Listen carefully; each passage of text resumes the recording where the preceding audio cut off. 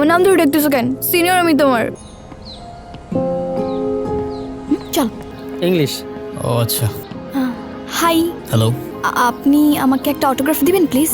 Autograph কেন? না মানে কালকে আপনার খেলা দেখে আমি পুরাই ফিদা, আর আমি আপনার অনেক বড় একটা ফ্যান। প্লিজ একটা অটোগ্রাফ। আমি এমন কেউ না যে কারোর আমার ফ্যান হয়ে যেতে হবে, তাই অটোগ্রাফ চেয়ে আমায় লজ্জা দিও না প্লিজ। যাও যাও, ক্লাসে যাও। এই চল চল চল। এক কাপ চা খেয়ে যাও। একটু তাড়া আছে, আরেকদিন ইনশাল্লাহ। বাবা বাইরে যাচ্ছি, টাকা দাও তো। এই তোর সাথে পরিচয় করে দিই। আরে আপনি?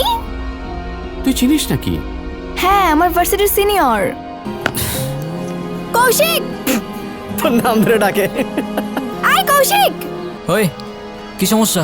আমার নাম ধরে ডাকতেছো কেন? সিনিয়র আমি তোমার। আমার নাম ধরে ডাকতেছো কেন? সিনিয়র আমি তোমার। আরে আজব, আবার ভেঙাচ্ছ আমাকে। তোমার সাহস তো কম না? কি করবেন আপনি? কিছুই করতে পারবেন না। কারণ? কারণ আমি একটা মেয়ে, সিম্পল। ও আচ্ছা, তাই এতক্ষণ তুমি বিরক্ত করতেছিলা কেন? এমনি না, মানে আমি জানতে চাচ্ছি আপনি আমার বাবাকে চিনেন কিভাবে? ও স্যারের কথা বলতেছো? স্যার তো আমার ফিজিক্স টিচার ছিল স্কুলে। একটা প্রশ্ন করি। করো।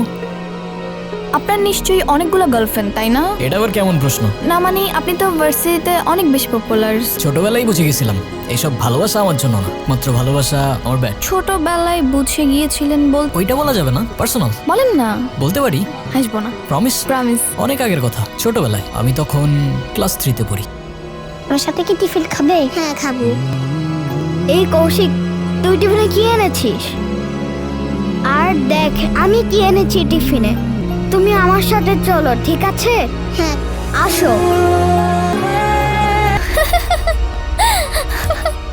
ওর আল্লাহ। এই তোমাকে বলাই আমার ঠিক হয়নি। না মানে সরি, আসলে আপনার ছোটবেলার কাহিনী এত কিউট যে না হেসে পারলাম না। হ্যাঁ, আমার কষ্টের কাহিনী তোমার কিউটি লাগবে। এই তুমি আমার সাথে একটু টিফিন শেয়ার করে খাবে? বেধাত্তারি, থাকো তুমি। দিশেহারা আমি তোমার মাঝে রয়েছি, আমি তোমার আকাশ রাতে করে মনের মানুষ। মিতুর সাথে আমার কানেকশনটা অদ্ভুত ভাবে হয়ে যাচ্ছিল। এ কি রে, আমার বাইক কই? তোর বাইক কই রাখছিলি? কই রাখছি মানে এখানেই তো রাখছিলাম আমার বাইক। কি বলিস? কলা ভবনের সামনে আরো 2টা বাইক চুরি হয়েছে আজকে। কি হয়েছে?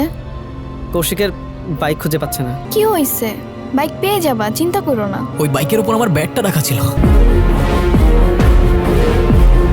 একটা সামান্য ব্যাটের জন্য এরকম করছো? নতুন একটা ব্যাট কিনে নিলেই তো পারো। ওইটা 8-10টা ব্যাটের মতো কোনো ব্যাট ছিল না, ওটা ছিল আমার মায়ের দেওয়া শেষ গিফট।